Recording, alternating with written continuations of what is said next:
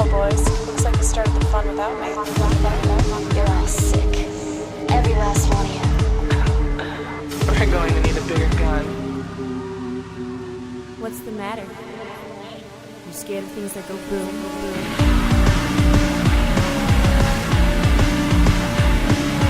Give me one goddamn reason why I shouldn't grow your goddamn brains all over that goddamn wall.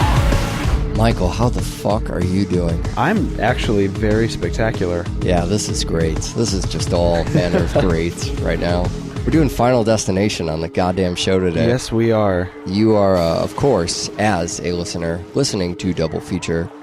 And this is one of those episodes where we talk about a bunch of splat films. Yeah, we talk about a bunch of children dying. I keep wanting to say a bunch of slasher films. Uh-huh. I mean, whatever. What do people expect? Like, there are only so many films with more than 4 sequels. Just because the slasher is invisible. And we're talking about Final Destination today. And we're going to go through every single one of the 5 Final Destination films. We're going to spoil them, especially the last one. Yeah. That's, a lot of people will listen to the Killapalooza shows and not care. But, man, if you've seen the first couple, just do the whole goddamn thing. Yeah, this is definitely one of the best. Because we can't not talk about that ending, right? We have to. Yeah, we have to. We have to. So I've put some chapters in the show. This is a thing we're doing now. There are chapters inside the show that you've downloaded, so you can skip the Final Destination films you haven't seen. And you know what? Save this file on your computer. It's on the internet. You can come back to it pretty much anytime you want.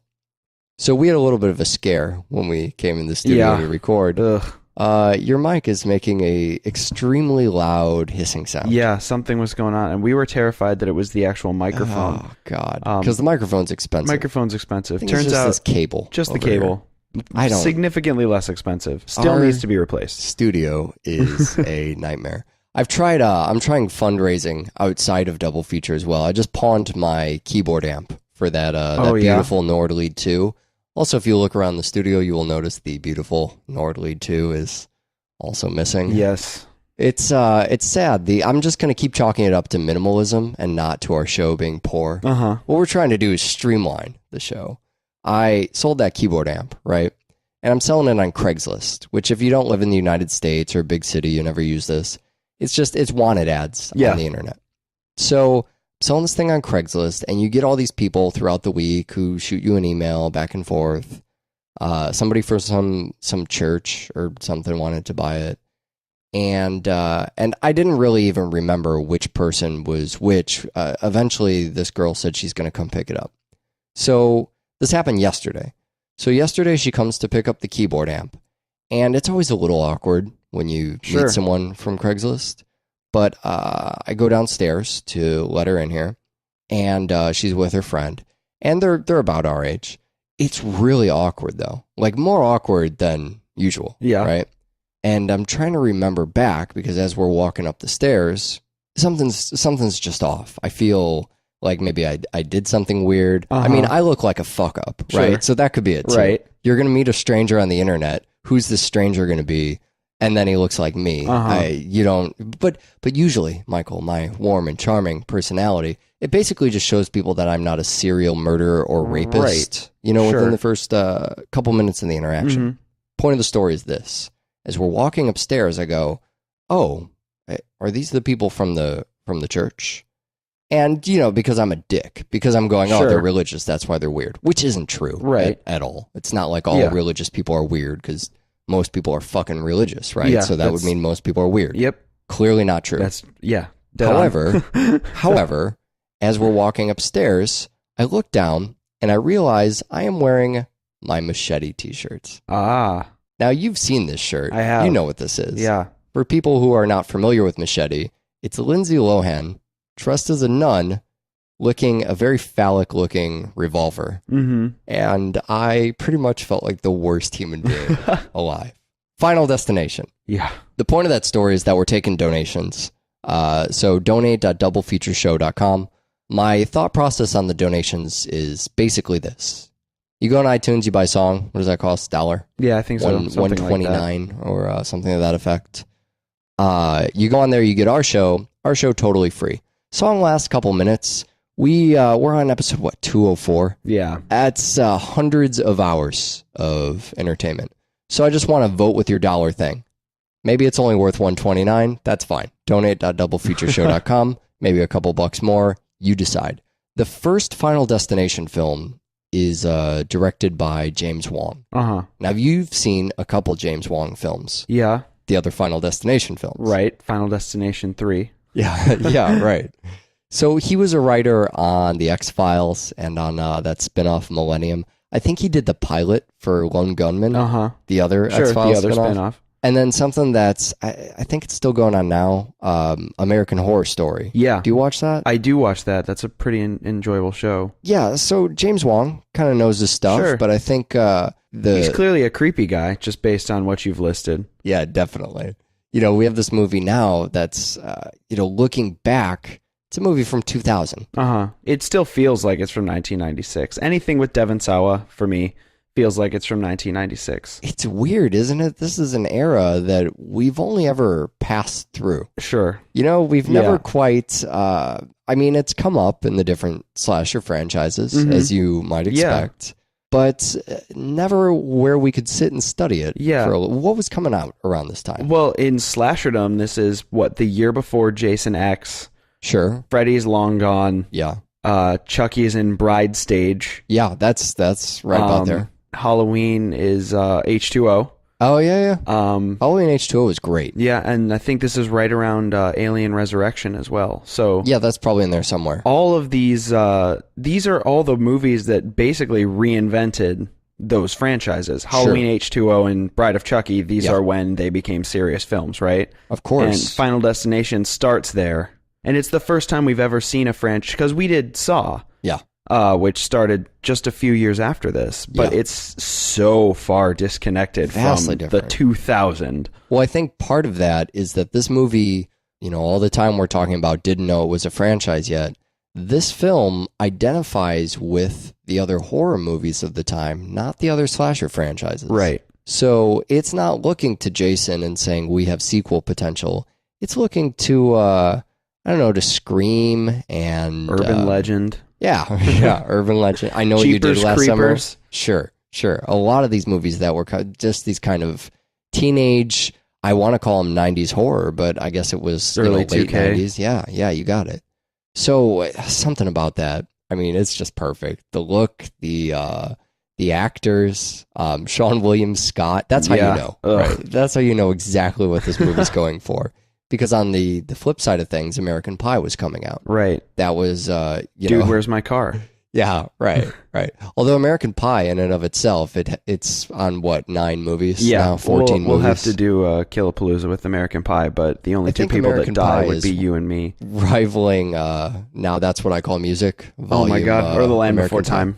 Yes, clearly. So the thing that kind of made me realize really the particular dead on the year we were in is, and I realized this during the scene where they talk about, all right, the plane's going to blow up. Mm-hmm. That kid jumps up and he starts shouting that on an airplane. And I'm thinking to myself, this is also a pre-9/11 flight disaster movie. Right. Well, and that's right obvious. Before 9/11. That's obvious because the second anybody stands up post 9/11 and says the plane's going to blow up, they're immediately tackled and taken off the plane. Sure. In this, people are trying to get him to calm down. They're trying to get him to listen to reason. Do we really have to throw you off this plane, sir? Or will you please go back to your seat? Yeah, you're not allowed to stand on an airplane anymore, which is weird. Yeah, it's one of those things that now, 10 years later or whatever, after 9/11, I mean, we've gotten back to a place in movies where we can be on an airplane without talking about that. Sure. And then to see that, I mean, had we watched this 6 years ago, it would be really weird the way they treat air travel. And now it's kind of coming back to normalcy a little bit. It's reassuring. We get some explosive decompression shortly after in that scene. What's up with explosive decompression? Not real. Yeah, not a thing that happens. Unfortunately, explosive decompression was busted. Yeah, a plane ripping in half and sucking people out the side there. But that's how you see it happen in movies. And Final Destination, I mean, it's It plays, let's say, fast and loose with physics. Yeah, that's true. But that's where you want it to be. Yep. You want things to be as gory as they can make them. You want the plane to rip apart, that wreckage to be a fucking disaster. And, my concern, and this happens throughout all of the movies, is that we always see this premonition in the beginning. And then the actual event happens. Mm-hmm. And as we're watching that in the first movie, I'm going, well, the plane's going to blow up from the outside. Is this going to be as awesome? Yeah. There's no way it's going to be. And it almost becomes funny later on. The way that it's like a big, terrible event. And then, oh no, a terrible event's going to happen. Let's walk over here and watch it happen in the background. Well, that's one of the things that came to be my favorite part of the Final Destination series is what happens in the beginning, which is the premonition where people just get slaughtered. Yep. And then you get to hang out with them for the rest of the movie after having seen it. It kind of fulfills the need. It's like when you meet somebody new, and for whatever reason, all you can think is, I want to see you naked. Sure. So it'd be like if you met somebody new, saw them naked in the first 5 minutes, and then were to continue a relationship with them, and then later on see them naked again and have sex with them. I can think of so many problems with this comparison. My point was that the moment the plane blows up from the outside, it's still awesome. I think it's the glass shatter that makes it. Yeah, the airport basically. I don't know if that ever shockwave. happens again in the whole franchise where it still feels just as great.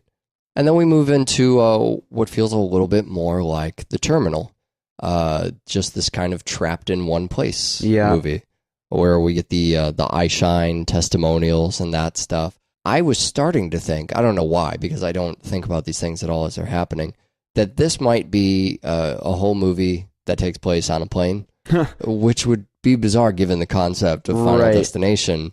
A bunch of people narrowly... Well, they do have to get somewhere eventually. Yeah, right, thank you. The idea of narrowly avoiding death on a plane. Right. I mean, how many traps could you really... It's just the tray table. Yeah. Right? Over and over. That's It would true. just be the tray table. But it isn't too long before the kills kick in. And the first one we see in the entire franchise is the bathroom. The first sort of fate trap. Right, yeah. It makes me wonder, right from the start, do you think Final Destination has a sense of humor about itself? I definitely don't know when it got a sense of humor about itself, but I know it certainly does by the end. By the end, it definitely has. I think it does. I think right off the bat. Well, so here's the first trap. I mean, Sure. It's a guy dying in the bathroom, slipping on soapy water and choking to death on the clothesline. Right. It seems to be one of the more serious ones, but the way the movie plays with how's he going to die, which thing is going to happen, there's a dark humor element to that. Yeah. Juxtaposed against how quiet and still, and a tiny bit funny, I suppose, the rest of the movie is. You have these death scenes, and then you just have this stillness. The rest of it's kind of surreal. Yeah. The very minimal score, if any score, in a lot of these scenes. Just people talking and treating things pretty heavy.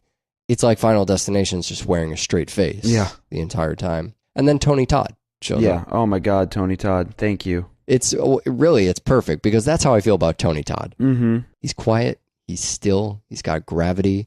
And he's just a little bit funny. Yep. Just a little bit. Are you fucking kidding me, Tony Todd? Yeah. He thinks everything he's saying is a big fucking joke. Yeah. His level of intensity, it just circles the spectrum and ends back at a place of complete parody of itself. Sure. It's absolutely bizarre. But, I mean, I always go back to Hatchet when he was in Hatchet. Yeah. And the delivery of why he doesn't do swamp tours anymore. Right. Right. That story is so grave. Yeah, But it's all just a fucking joke. Yeah, you just want to say to him, "Are you fucking with me right now?" I can't tell. It's what makes him one of my favorites. As we're making the rounds and then kind of learning all the components of what'll set this franchise up, there's another one that I think probably appeals to our audience in particular. Our female actress here talking about she says it's total bullshit. First of all, she sounds just like Rebecca when she says it. I had to do a double take. But she starts talking, they're laying out everything that's going on, this unbelievable fate's following us around and killing us. And we got to look for signs. And she points out that coffee starts with C and ends with E and starts to go on this, this long tangent about It's like the terror alert system. Yeah. You know, speaking of 9/11, okay, we're on orange alert, so be more alert. Oh, what the fuck does that mean? Yeah. What are you supposed to do, right? So look around everywhere for signs. You could just make anything into a sign, is her point. And the movie, and I love this, the movie brings it up as if to say, oh, we're aware of that. We're going to ignore you because that's not fun. We're just totally glossing over that. There's every, I think it's in every odd numbered movie, there's a character that comes in and goes, come on, guys, are you fucking kidding me? I kind of feel like it might be every movie. Yeah. Right? Just at least a dose of it. But they completely ignore her. Yeah, that's nice. They play the Nine Inch Nails song. That's what they do. That's true. They immediately go to, and I was going to make a fucking throwaway reference to it too. Yeah. Pictures in my head of the final destination. They had to use the titular line, it's so, Nine Inch Nails song. And What that are you whole doing, scene, movie? that whole scene ends with a bus. It's an incredibly memorable death. Yeah. That bus. You just drop fucking dead. That's it. Bus. Bam. Done. Move on. And there's a humor in that, I think, in the immediacy there. Although that's the nature of that death, whether you choose to find that humorous or not. That's how that's going to play. Probably no matter. I mean, it's always going to be horrifying and a little funny that it provokes that out of you. It forces kind of a giggle out of you. Then they also have a death like the catastrophic fire, computer, liquid damage. Oh yeah, don't kind of pour scene. water on your machinery. Yeah, That's really the beginning of don't pour water on your machinery. Right. It's a cautionary tale, these movies. It's just blood fucking everywhere in that scene. I love it. But you remember how that ends. He walks out of the house. Oh, hey, Alex. House blows up. It's just a little bit funny. It's just got a little dark humor to it. The movies will start to have rules that they're curious about. The people in the movie want to know the rules because they're in a dire situation that might help them. Well, their life is at stake. You want to know the rules of any game that ends with you dying. Yeah, and as you, as an audience member, start asking those rules, I think the movie gets to it pretty quickly, too. It's not a couple seconds after I start going, all right, I get the order thing. What if somebody dies out of order? How does that work? And then the movie immediately tackles that. Yep. It goes, oh, what if we start fucking up the order? And I think there's this kind of moment where skeptics' ears sort of perk up, if it wasn't at Rebecca Watson earlier, where where they're talking about fate and the idea that God's plan is God's plan. But something that comes back around is always this idea of, well, is that how fate had planned it the entire time? Right. If we don't do something one way, is that actually what fate wanted anyhow? It's one of those questions you can't really answer. Yeah, it's God's plan is always God's plan, and even if it doesn't go the way God had planned it, He planned for it not to go that way. Right. The new way is now God's plan. It's this. It's the same with religion as it is with conspiracy. It's not testable, so it becomes a pointless hypothesis that they're even arguing over, as if the discussion of this could ever lead anywhere, but it can't because it's kind of a moving goalpost. It's I suppose it's a god of the gaps too. It's a lot of different sort of logical fallacies, but it's a moot point above anything else. Why talk about how fate had planned it, or try and anticipate fate, or look for clues if anything you do might have been part of fate's plan all along? And that's an idea that'll continue to come up. What I like is that I don't think the movie's just invoking this. I think it does have a little bit of a skeptical bent to it. Yeah. Like when you look at the end, he keeps making up these rules, thinking he knows how it works, our protagonist here. He's constantly coming up with stuff, just making it up out of whole cloth. Oh, this is how it is, you guys. I know the rules. And there's really no system of logic, no reason for it. And it turns out he doesn't know how it works. I mean, the ending of the movie proves that. Yeah, well, and the beginning of the following movie also proves that he has no idea how it works because he was felled by a brick. I guess that is our chapter marker. Yeah, these are ideas that keep the audience guessing. I guess more than just keeping the audience guessing, it keeps them questioning, which is, important to this franchise. So when we get to the second movie, now it's David R. Ellis doing the directing. It's maybe 3 years later. Okay. And I don't know David Ellis from a lot of stuff, but I know he did Snakes on a Plane. Oh. Which you tried to get me to see a long time ago, and somehow I still haven't gotten around to. Snakes on a Plane. That smells like year 5 to me. Yeah, I don't know why we haven't done Snakes on a Plane.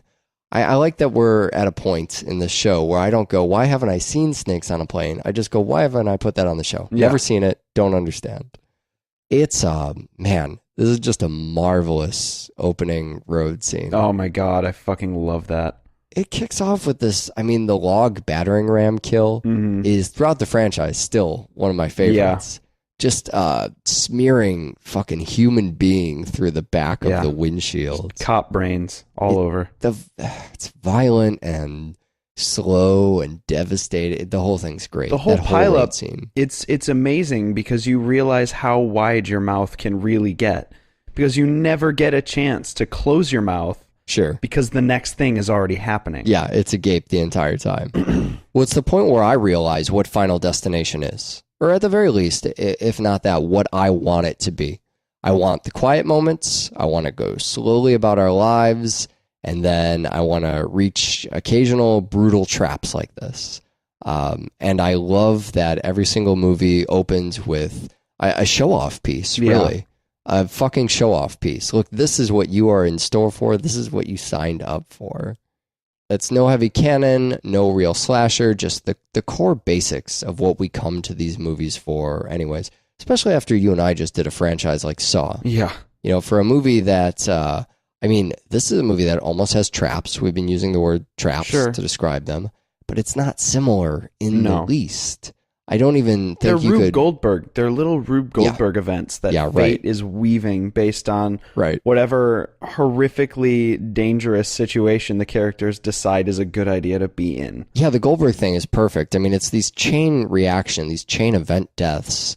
You know, take one of the last ones. I guess I can't call it the last one, but the log punctures the tank, and the fuel leaks down the drain, and then the girl drops the cigarette. It's that kind of chain reaction that the Final Destination movies almost become known for. That make people think about the what ifs in the movie. It lends itself very well to one of the central themes. If we had never done this, would these people have lived? You know, the very deaths do that as well. If this girl hadn't dropped this cigarette, that guy would still be alive. Sure.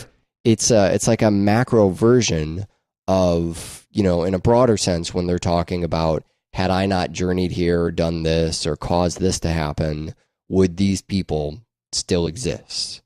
So it almost becomes a metaphor in that way. It's those kind of chains that are a theme of the franchise. Sure. Well, especially in this film, they bring it up as a ripple effect where you realize all of these characters are only alive because of the plane crash from the first movie. Right. And they've all been affected by the individual deaths from those characters, and now death is trying to right itself. Sure. And it gets really contrived and confusing, but it doesn't make it any less fun. It almost makes it more fun. I think it does. I really think it does. You just pretend that it makes sense, and then when they die, it has some sort of galactic equilibrium. Sure. It ties together some things to be related that you didn't even need to be exactly related. Unnecessary completely.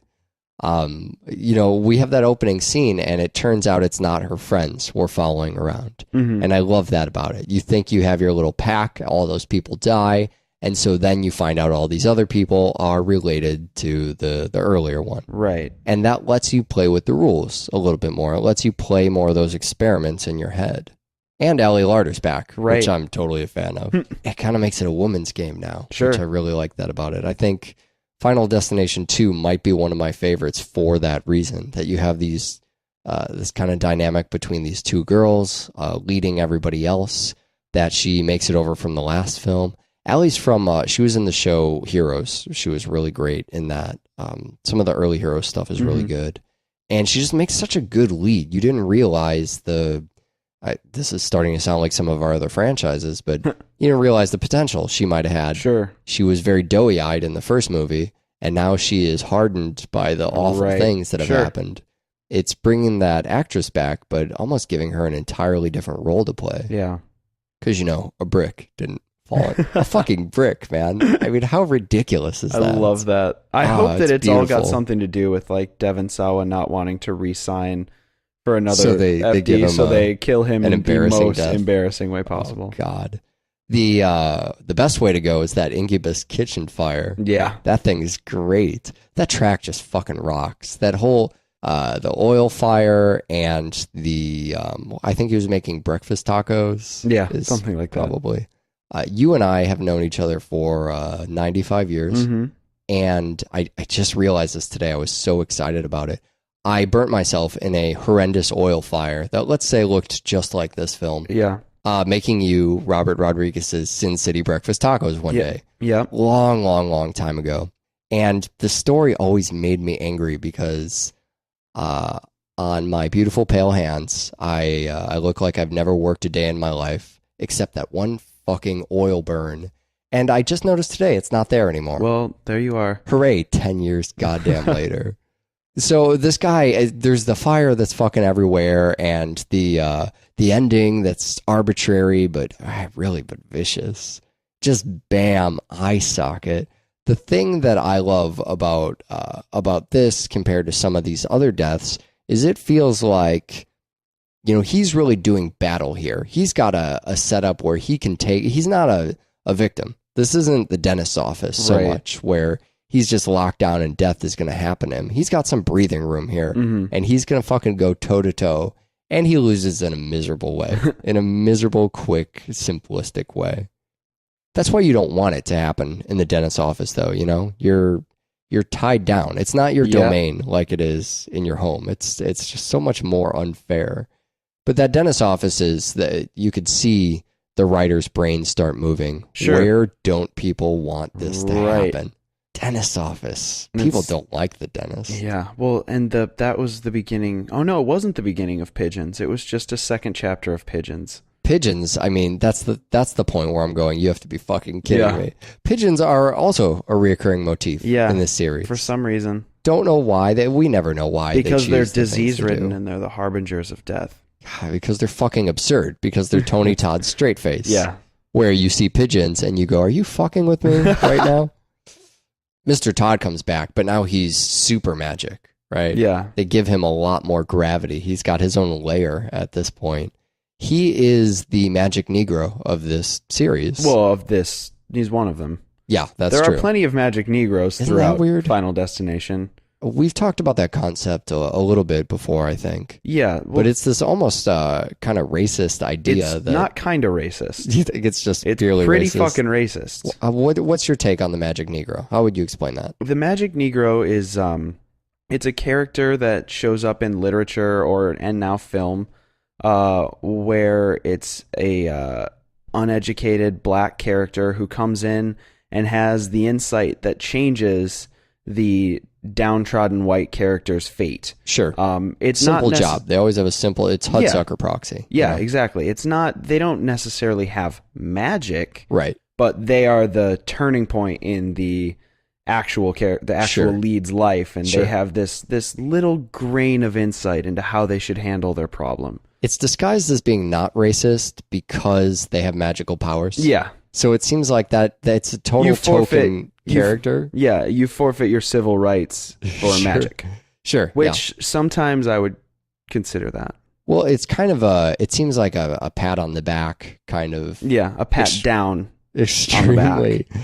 Well, it's saying, okay, this man's uneducated, but if people only paid attention to him, they would realize that he really is this vast tome of knowledge. Yeah, something like that. Good for you, black man.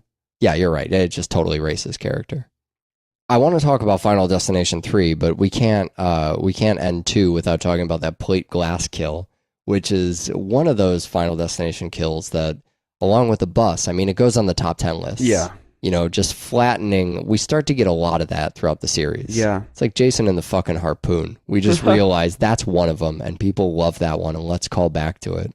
So we just flatten people because that's a devastating way to go. Yeah. You can't fight. It goes back to the fucking incubus thing, the oil fire. Sometimes you can fight back and sometimes you can't. Yep. If a thing falls on you and you just get squished, you had no hope. It's immediate. It's over. You're done. Remember that kill forever. That and the barbecue explosion. Which kind of begins I guess it was in the last movie too. Sure. But it begins we're going to open kicking ass and we're going to end kicking ass. Bring up the metal. So Final Destination 3 was the one that I had seen.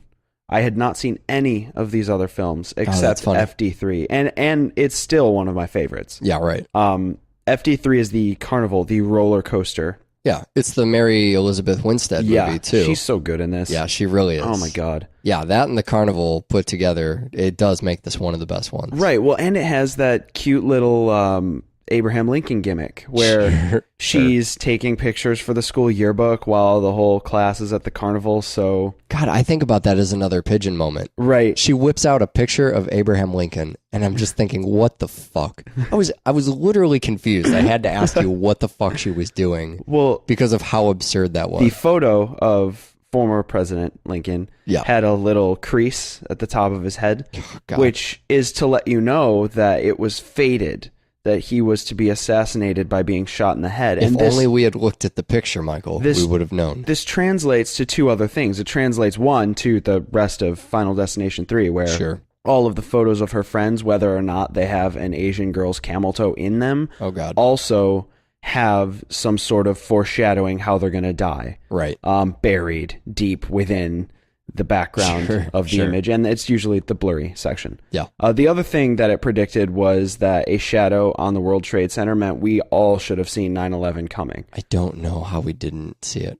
It's insane. She sounds like an insane woman. But it's a new gimmick that they haven't brought in, and it kind of makes it fun because It does, yeah. it allows the characters to be wrong. And Yeah, right. the moment, and it's the most memorable kill in all of Final Destination for me, is when she's looking at the photo of that skeevy dude with the Playgirl Yeah, chain, right. Sure. and she can't I think figure that's out. just a Playboy chain, isn't it?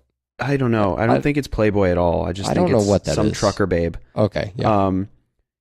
And she can't figure out how he's going to die involving a rope ladder. Right. And then he gets his head eaten by a car engine. Sure. And then she goes, "Oh, it's this picture Yeah. with the fan." Yeah, right. And I just love that they spend a good 15 minutes of the film trying to go, how is a rope ladder going to kill this guy? Yeah. I can't figure it out. Yeah, yeah. Anytime the characters are dead fucking wrong. Yeah, it's It's beautiful. the best. It's the best. It's, again, to go back to that skepticism. Yeah. To think we're infallible and we know the rules and you're wrong. Well, yeah, and that's the thing is the rules, while they're explained and while we have some semblance of an idea of the rules, we're only gauging it based on what the characters have discovered and Sure. then how that plays out. Sure. We don't actually have the written dogma of Final Destination. Yeah. There is no 10 commandments of fate. Only Tony Todd has that. Yeah. He doesn't want to reveal them all till the last movie. He's what, the ride in this movie? He's Yeah. the dragony, whatever that is, demon, big red demon Yeah, thing. he's the big red demon voice. Way to bring back Tony Todd 3 goddamn films in a row like it matters. They're just going to put his voice right in there. It doesn't really make any sense. No, but Doesn't matter. Still awesome. Tony Todd is the voice of Satan. That's that or Paul Giamatti. Those are my options. You know, the movie starts, this gets a stylized open. It's it's not the most stylish open No. of all the films, but it starts with a Rube Goldberg pinball kind of opening. It's invoking those chain reactions. Right. Again, just setting you up to kind of think about that. And then directly into the carnival to give you a backdrop. A place I never want to leave. Yeah. I fucking love that carnival with its silly 3-point lighting that seems to exist floating around every character's head. That's almost pornographic to me. Yeah. If I could find a carnival to go to where a crew followed all of my friends around and lit them that way for the entire thing, and then we took a commercial break Sure. together. Yeah. What's with the commercial break? This is definitely a Sunday afternoon. Sometimes movies have commercial breaks Yeah. built right into them. Well, the other thing that makes this seem kind of like a weekend TV special Mm-hmm. is that I'm going to use air quotes here, that goth character. Oh yeah, He's so fucking straight out of Erie, Indiana, and Yeah. it only gets better after his girlfriend gets nail gunned through the back of the head. Yep. And he becomes this dismal, brooding Sure. portrait of me in high school. Oh god. And I just love that the dynamic of Final Destination 3 resolves with one of the survivors deciding he is the fate. He is the hand Yeah. that will end this whole chain reaction. Sure. Occasionally they will try and personify that Sure. fate a little bit, or they'll at least blame it on a character. Yeah, I The like movies will I like go- that. Blaming it on somebody is well, far that's what better. it is. Yeah. Well, the whole thing about the Final Destination franchise is it's people scrambling. Yeah. That's the baseline of what's Sure, going on. sure. People are dying and they're scrambling. Yeah, and so you pick somebody to beat as if that's your Right. end goal. Sure. You'll beat that guy and then everything will be fine. Well, because your arms are too short to box with God. You have to fucking pick on whoever seems to be, I guess, the one pulling the strings. I wish they would have picked on Lewis, because that guy is a fucking dick. It's fucking true. Oh, of all the characters movies want you to hate, Lewis is just, a few things set me off in life. I know. Like, yeah, I know what you're going to say. Control that bitch. Control that bitch. That was Oh. Did I ever tell you about the only fight I ever got to in my entire life? Oh, you got in a fight, Mr. Pacifist. Yeah, some kid when I was very young at a mall, looking just like that guy from Sure, the end of right, when you were that kid. he told me to control my woman. Oh, God. And I didn't get into a fight on her behalf. I told him that he could fight her if he Right, wanted to. Right. That's the correct thing, although not the typical or even safest thing to do. And he said no, and he hit me. Oh, well, no. So And that was your fight? Yeah. You got hit? I got hit. Oh, that's fine. That's me. That's how pacifists fight. Their girlfriends get challenged. Their girlfriends don't want to fight. She probably would have fought. She was way, way, way rowdier than I was. Oh, I knew this story, actually. Yeah. I didn't, yeah. The only people I've ever gotten into fights with have been women who punch me in the face. Or stab you. So I've heard. guess, yeah, that's another story for another Killpalooza. We'll do that on prom night. You know, this is one of those ideas we visited briefly during the Richard Dawkins. I think it was one of the root of all evil things. I don't remember. But that guy talking about how you dress your women, just as if I don't need to explain I don't what's like wrong the with fucking this. just the 2-word phrase "your woman." Yeah, right. Done. Fail. Oh, Get God, out of I my know. life. I know it's already the worst thing ever, and then just asking the control. Oh, okay, moving on. Let's talk about naked girls getting shredded by glass. That's better. Love it. Actually, that's the kind of thing that probably gets me punched in the face. I think these two girls being shredded up and then burned alive Sure. is probably this new level of fucked up for this series. Yeah. No, the series is constantly grabbing for the next thing that's going to really get you out of your seat. And they never fail. No, it's they don't. They always manage to improve. Well, up to now it's violent, but being burned alive is the first time I think the series actually borders on fucked up. Yeah. It doesn't play in that arena a whole lot, but when we start to get to eyeball stuff, Yeah, later, it becomes sadism. Yeah, it I does. mean, the film is jerking off, and you're watching it jerk off. Right. And that's what's fucked up. It's true. It's a jerk off tour of hazardous areas wherever their adventure takes you. We have an understanding of Final Destination, unparalleled. It's by anybody in the film world. I feel like honestly it's believe speaking that. directly to me. I think you're dead on. What's funny about this movie is that with the previous movies where they're kind of getting inside your head and they're doing the thing where it goes, you think, oh, well, why don't you just go in a mental ward, or why don't you just lock yourself in this room and eat your yogurt? This is how I would stay alive. This movie doesn't even play that game. There is no attempt to stay safe. They go to a carnival, they go to a hardware store, they go to the fucking fireworks show. Yeah. I mean, they're pretty much taking a tour of the most dangerous places in their crappy little town. And ending on the train with that fucking train carnage scene, just the blood smeared everywhere. And I mean, it's the kind of kills that Final Destination is best at, the immediate variety, where it's just, there's no torture like our other slashers, where we draw out some of the kills, we leave you, that position your body locks in when you get a cringe moment and it kind of stays there for a while. I'm recalling the 7th Saw film. Well, and Eli Roth is really great at those too. These are a lot different for the most part. These kills are just snap, pop, immediate. They're just shockers. Yeah, it's shock value. It's amazing, fun, inventive shock value. All right, it's been a couple years. Time to reinvent the entire franchise. Yeah, well, not entirely, because we still get the old director back.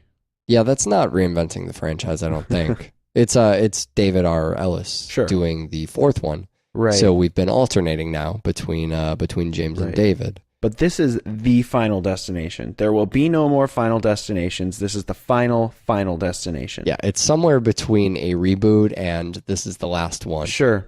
And so it does that thing that last movies do where it tries to pay some tribute. With this opening title sequence. Oh my God. Just a big congratulations. You were talking about Jason 10 earlier. Yeah. Just a big fucking Yeah. Thanks for watching our movies. We really appreciate it. Here you go. It's just anatomical x-rays of all of the trauma that happened to anybody who was killed in the previous 3 Final Destination films. Beautiful, man. It feels so good. It's so much fun.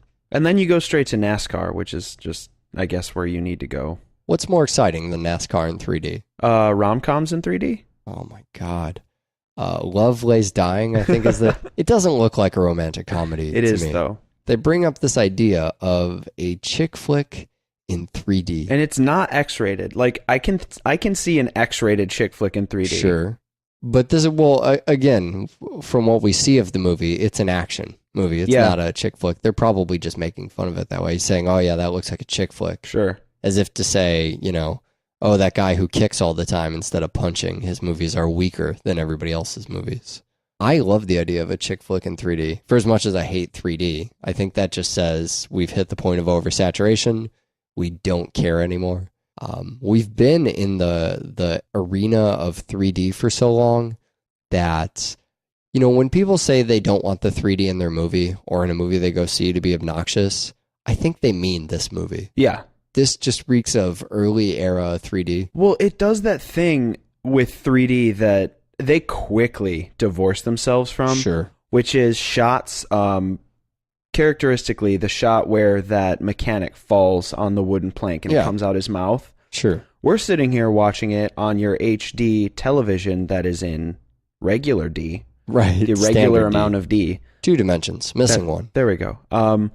But the thing is the shot is right over his fucking face. Yeah. And so when the thing comes out of his mouth, he just kind of opens his mouth and you see a red thing in it. Yeah. But you really have to stretch your imagination to go, that's coming out of there. Sure. And not that's in his mouth. Yeah, the angles they shoot It's these scenes awful. on are really bizarre because they want stuff coming directly at you as opposed to the kind of 2/3 Sure. angle that movies shoot really like a majority of their stuff on.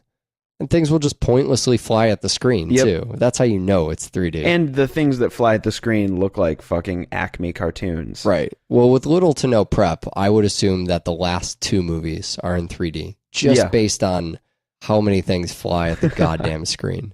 The movie goes on to comment about 3D. So this was at the height of people love it, people hate it. Oh, love it or hate it. Come see, you know, the new Final Destination movie. Yeah.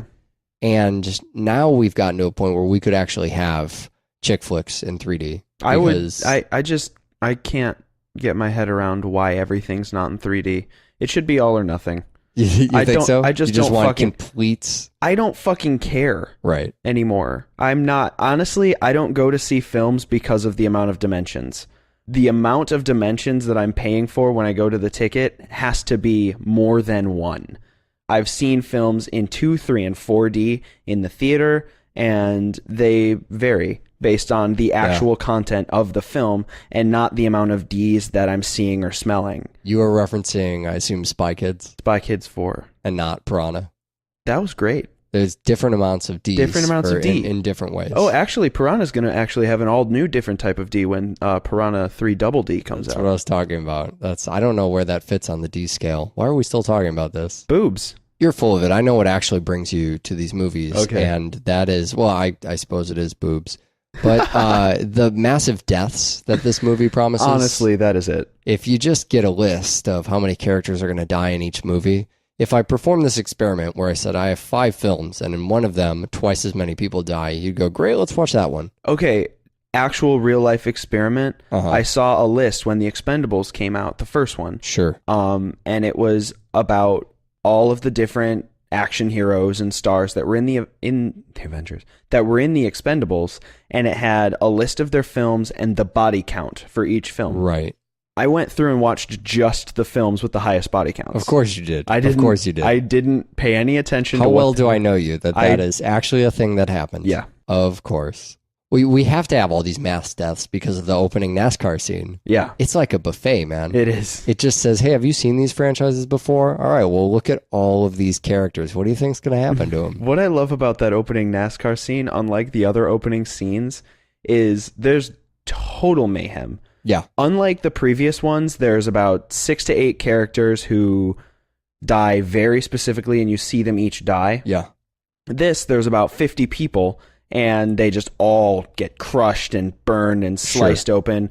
But then when he wakes up from his premonition, about 7 people get out of the actual arena, and the rest die in the arena. Sure. Which is a really brilliant way to go.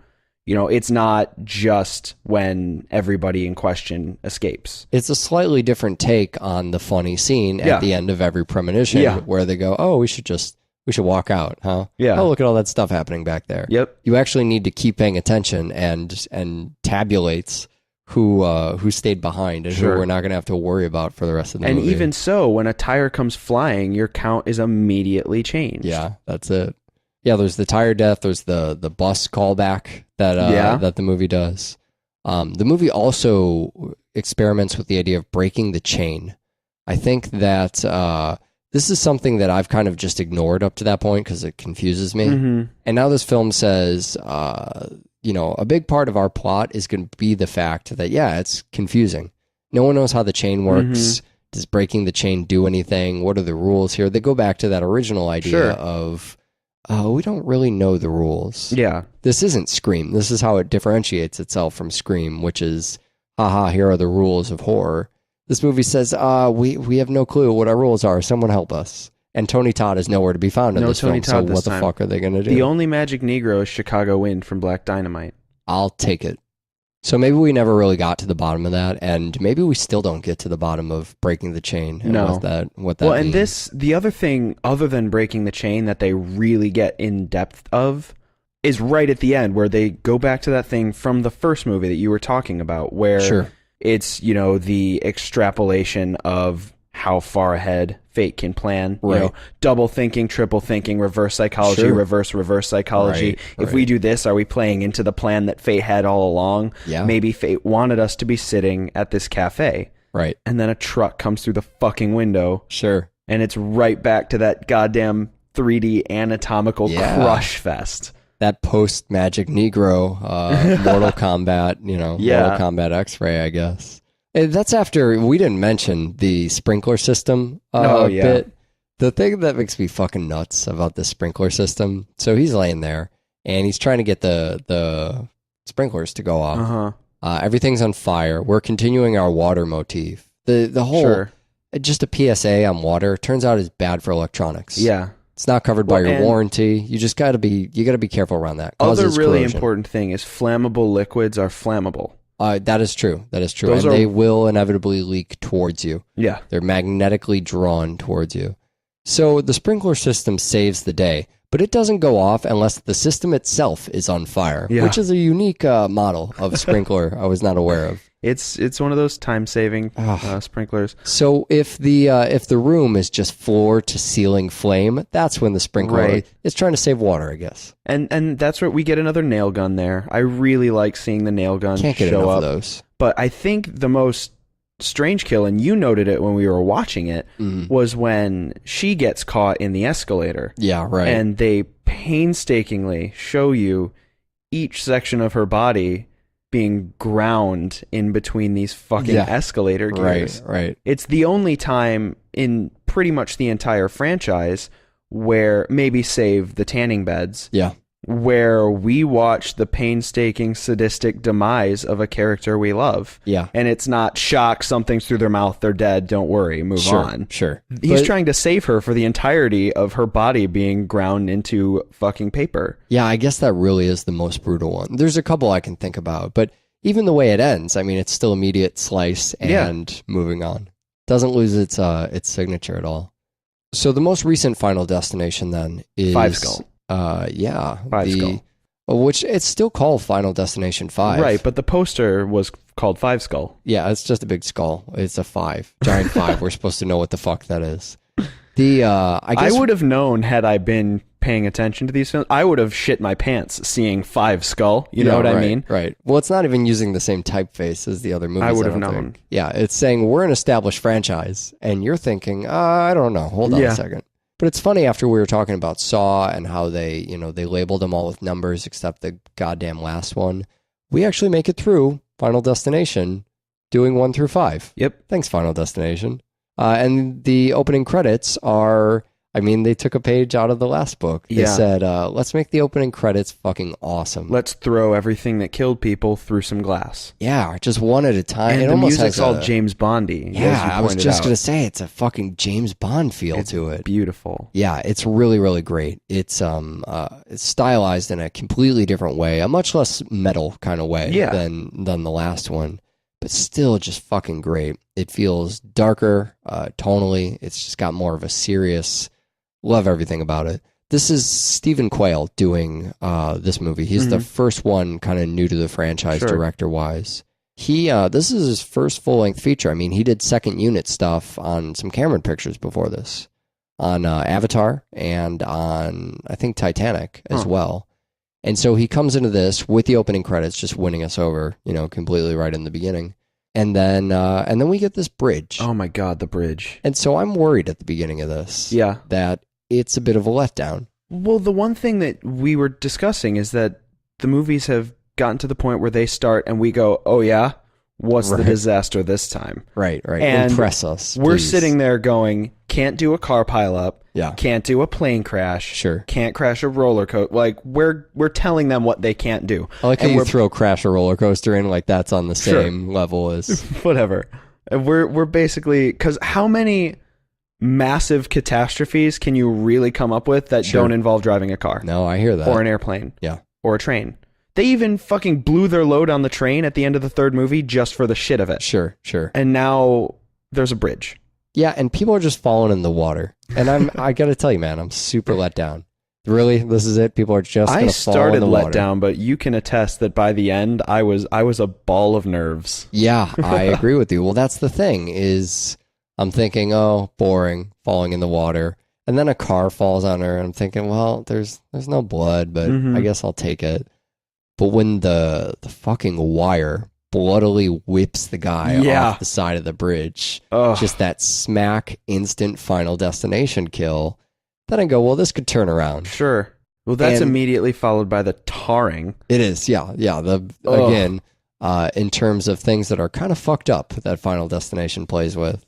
I've never seen a reaction quite provoked from you like the steel rods through the body, though. In 3D, coming straight at you. I thought that all three of them, because they managed to get me into a place where I forgot it was a premonition. Yeah. And I was thinking, these are the three leads. So these are the people that survive. Sure. And then they start killing off these characters. And they kill off both of the male leads, one of which I know was having the premonition. Right. So at that point, I'm real fucking confused because I didn't know who was having the premonition. I knew it was one of them. Sure. That's the other guess is, who's going to have the premonition? Sure. Yeah. And it turns out somebody actually from the premonition survives for the first time ever. Not the most innovative thing I've ever heard of in my life. Certainly high on the list for Final Destination. Right. I mean, you can't argue it. It was right after Rod Guy fell over and splatted on the pavement. I mean, there are things that these movies do, and there are things that these movies do not give a fuck about. And I think you look to the first and not the second. Yeah.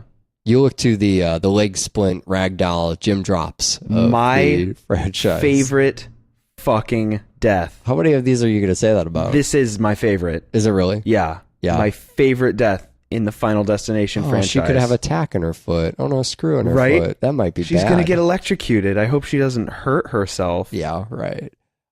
Just her body bends over that's number one for sure. Ow. Nightmarish. Can we talk about kill substitution here? Yes. Let's dive back into mythology whenever we get a chance to. Tony Todd comes back. Returns. Tony Todd comes back in a super big way. The movie pretends that it's all about Tony Todd. Kind of. I mean, he comes back a lot. He doesn't just have his one scene. And he's the one who introduces this idea of kill substitution. Sure. He tells us this in the same way that they recap previous films. They go, in case you haven't seen the last 4 films, the way you win, the way you get out of this is you sacrifice other people. Yeah. Sacrificial lambs. Has not been in these movies. He is making this rule up, maybe to fuck with them because that's what Tony Todd does. I don't think to fuck with him, but a possibility. Sure. Nonetheless. So what's the idea now? That you can kill somebody and then you don't die? It's more specific than that. If you kill somebody, you acquire their lifetime. Okay. They die in your stead, and you acquire the amount of time that they would have lived X amount of years after you killed them. Which is why the one character, upon finding out that his coworker had a large brain vessel, Yeah, sure. gets crushed by the plane from Donnie Darko. Yeah, it's not he would have died anyways. Right. It's he didn't have very much time left. Yeah, the character with no time is the one who introduces survivor's guilt, which I was kind of surprised about. Surprised just to see him in the movie in general. But I don't know how we got through 5 movies without talking about survivor's guilt. I think the way you get through those 5 movies is you're terrified. Yeah. You don't have the time. This is the first film with the pacing that allows for conversational discussion of what's going on. Sure. That's true. But when we look at things in the Rosemary's Baby manner of what is scaring people about these movies. I see a lot of Rosemary's Baby in the 5th film. I know that's blasphemous because it's a Final Destination movie and people have a fucking stick up their ass about everything. Yeah, right. But Rosemary's Baby is very similar to Final Destination 5, and you can all go fuck yourselves if you hate me for it. Well, when we were talking on that show about things of the era, zeitgeist stuff, what scares people, why do they go to the movie, why do they make a movie like this? Obviously, fate is one of the big ideas. Can you avoid fate? Is it predetermined for you? Fate and free will, as interesting topics for definitely not this show, it's one of those weird ideas where we know that God hasn't predetermined everything because there is no God. So not too worried about that. But then you think, all right, we have this free will. Chemically, though, we make decisions based on our biology since we also have no soul. Sure. So I find that even as an atheist and someone who doesn't believe in the woo, this back and forth argument of, how layered does the argument for or against fate, how deep does that go? Are you biologically determined to do everything you're going to do? Do two people interact a certain way just because that's kind of how they're hardwired? And so survivor's guilt is another thing that I think is kind of in the background.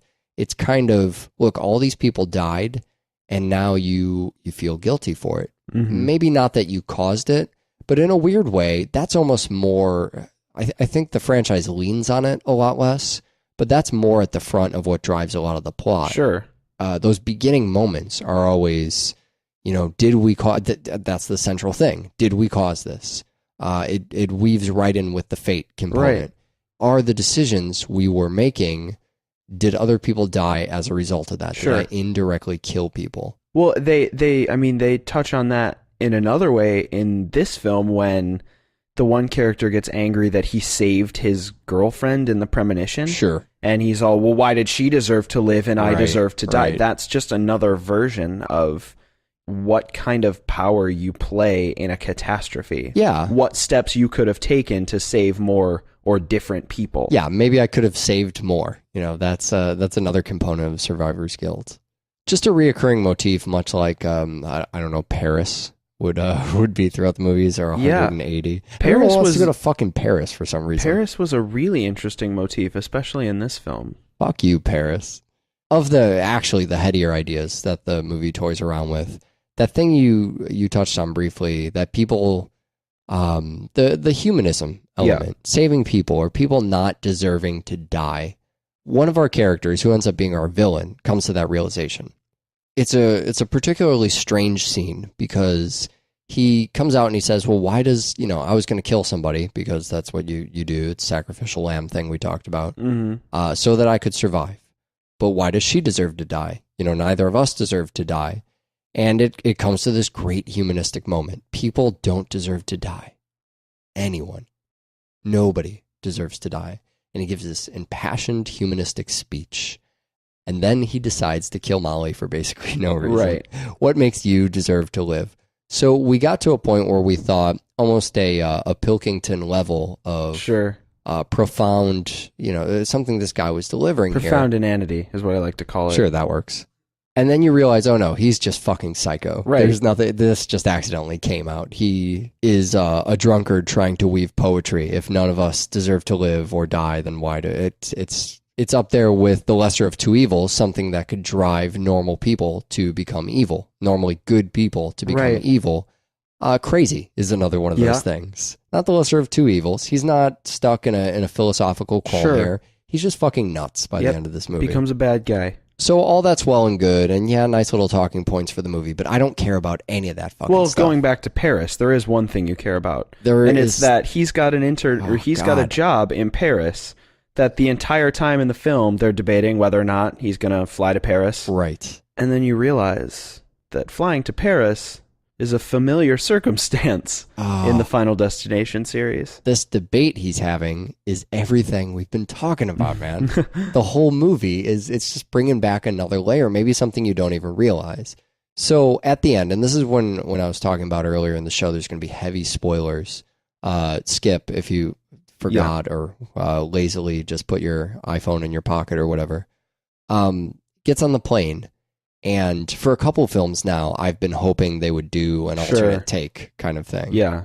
And it's the year 2000. Yeah. We didn't realize it through the whole movie, but it is the year 2000, and this is the plane from the first fucking movie. Oh, which brings how cool is that? So much wonder. It does. It really does. Well, one thing that it does is it explains why Tony Todd wasn't in the fourth film. Yeah. Because he was only around for the first four chronologically. Yeah, right. First three chronologically? Because this comes before. Yeah, okay. I see what you chronologically in the time of yes, in the universe, not in the release. Yeah, I keep thinking the fourth film happens at the same time as the first one, but it just leads into it. Yeah. So yeah, it ends up being a sort of prequel. What's amazing about that is not just the kind of the twist of it, or the haha, you didn't realize it was 2000 the whole time, like we were watching The Room or something. But I still never got to the bottom of that. Still don't know what the fuck. I pointed that out to other people, and no one has any idea what's happening there. Tommy, why aren't you emailing us? So it's all well and good that they brought in this little twist ending, but also on a larger scale, it's all about fate. It makes you question everything they did in this movie. And did it start a chain reaction that caused 4 other horrific accidents? Right. Because they did or didn't do one thing. Because the crash was to get back at them. And how far back does this go? Right. And had they not, it's not as if all disaster on planet Earth is caused by someone who dodged it at some point. So would that plane have blown up if they weren't on it? Right. Well, the implication that the film makes is that Final Destination 5, the characters that survived needed to die. Right. So there was a plane crash that killed them. The characters that should have died on that plane crash caused the deaths of the characters in Final Destination 2. Sure. So what we know for sure is that the ripple effect lasts for 3 of the disasters, and I'm sure we could contrive some connection to the roller coaster. And that's as far as I need to go. Well, that's, again, assuming that the plane crashed because they were on it. And not that the plane would have crashed anyways. Right. Because while that plane is crashing, there's somebody in Uptown being shot in the face. Sure. Well, they probably have nothing to do, much like the roller coaster people, with everybody else. But the one thing that is really interesting about it is that the premonition, where is that coming from? Right. Because you have these disasters, and if death is such a player of these characters, if it's such a fucking chess game, why is death allowing in each of these disasters people to survive, if not to continue the disasters? Right, exactly. Wow. An answer we never get. An answer, again, only Tony Todd has. I love that the movie ends on Tony Todd, like that's a thing. Right. Like he's the fucking guy for some reason. That was a conversation no one was ever meant to have about Final Destination. We are the best. Donate.doublefeatureshow.com. I guess, it didn't hit me till we actually reached the 200-hour mark. That's a lot of programming. Yeah. So here was the vote with your dollar idea I mentioned previously. I'd like to know what 200 hours worth of programming is worth to people. Because to you and I, it's worth free because we don't pay one another for the show. I don't listen to it. So yeah, you don't even fucking listen to the show. I'm subjected to it. Yeah. So we are always amazed that people even voluntarily listen. That's already like a $100 donation right there. Yeah, you have $100 donation credit just by listening. Yeah, But that can be turned into real dollars, which you can send to donate.doublefeatureshow.com. Thank you. We're taking a poll using capitalism. The website is doublefeatureshow.com. If you are too poor to donate, totally understandable. Go get a free audiobook. We get paid for that. That is, I believe it's bookshow.doublefeatureshow.com. Not double sleepy nap time. You can read all about something. So next time we've got 2 films. We're sticking with horror, but we're going the other end of the spectrum. And it won't seem like it with the titles. But we're going to cover The Tingler and A Bucket of Blood. Perfect. Which they just sound like more Final Destination movies. They do. And A Bucket of Blood is free. You can find it for free on the internet. Public domain. That's a Roger Corman, and The Tingler is a William Castle. It is, with Vincent Price. Watch more goddamn motherfucking film. Bye. Yeah. The point of that story is that we're taking donations. So donate.doublefeatureshow.com. My thought process on the donations is basically this. You go on iTunes, you buy a song. What does that cost? $1? Yeah, I think so. $1.29 or something to that effect. You go on there, you get our show totally free. Song lasts a couple minutes. We're on episode, 204? Yeah. That's hundreds of hours of entertainment. So I just want to vote with your dollar thing. Maybe it's only worth $1.29. That's fine. Donate.doublefeatureshow.com. Maybe a couple bucks more. You decide.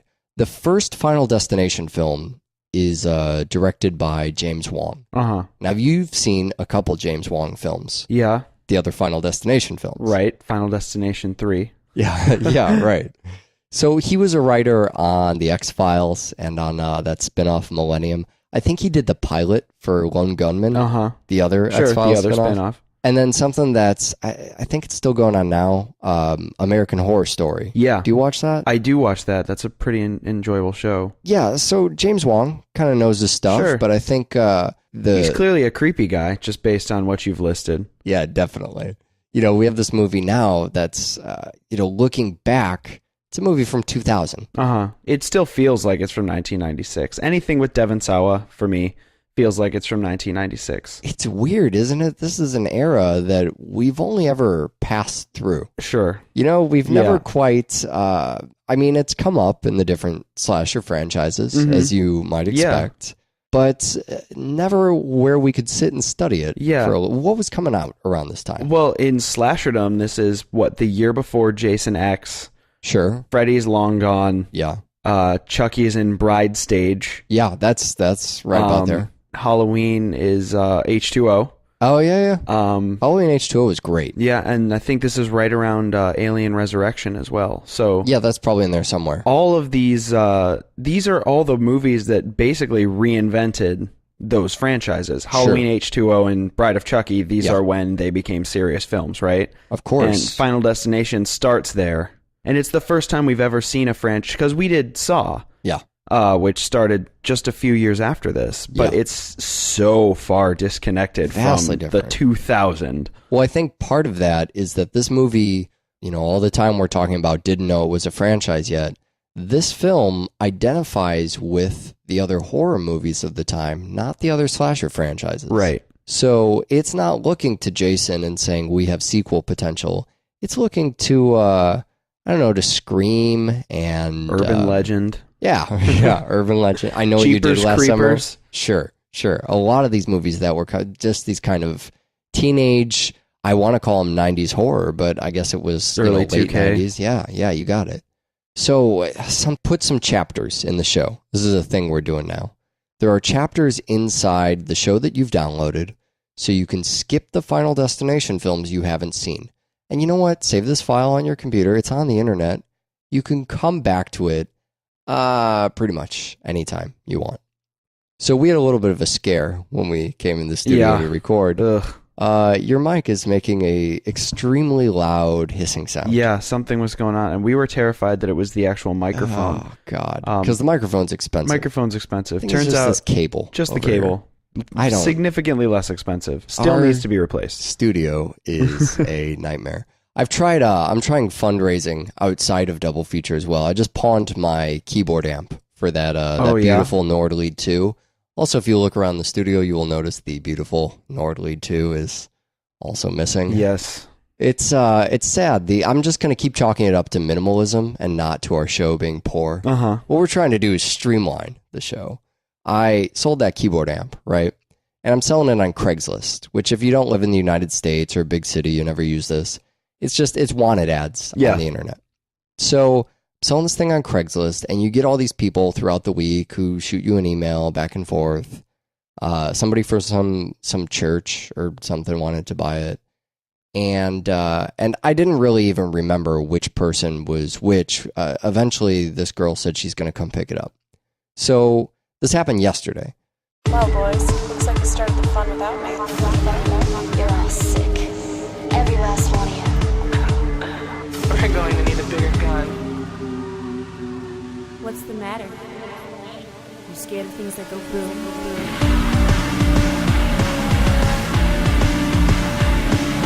Give me one goddamn reason why I shouldn't grow your goddamn brains all over that goddamn wall. Michael, how the fuck are you doing? I'm actually very spectacular. Yeah, this is great. This is just all manner of great right now. We're doing Final Destination on the goddamn show today. Yes, we are. You are, of course, as a listener, listening to Double Feature. And this is one of those episodes where we talk about a bunch of splat films. Yeah, we talk about a bunch of children dying. I keep wanting to say a bunch of slasher films. I mean, whatever. What do people expect? Like, there are only so many films with more than 4 sequels. Just because the slasher is invisible. And we're talking about Final Destination today. And we're going to go through every single one of the 5 Final Destination films. We're going to spoil them, especially the last one. Yeah. That's, a lot of people will listen to the Killapalooza shows and not care.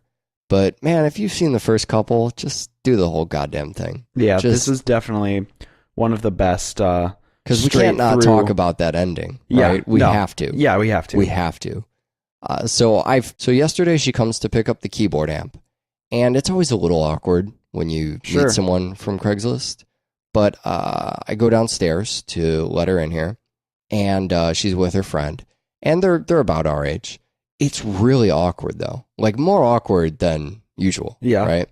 And I'm trying to remember back, because as we're walking up the stairs, something's just off. I feel like maybe I did something weird. I mean, I look like a fuck up, right? So that could be it, too. Right. You're going to meet a stranger on the internet. Who's this stranger going to be? And then he looks like me. But usually, Michael, my warm and charming personality, it basically just shows people that I'm not a serial murderer or rapist, within the first couple minutes in the interaction. Point of the story is this. As we're walking upstairs, I go, oh, are these the people from the church? And, because I'm a dick, because I'm going, they're religious, that's why they're weird, which isn't true at all. It's not like all religious people are weird, because most people are fucking religious, right? So that would mean most people are weird. Yep. Clearly not true.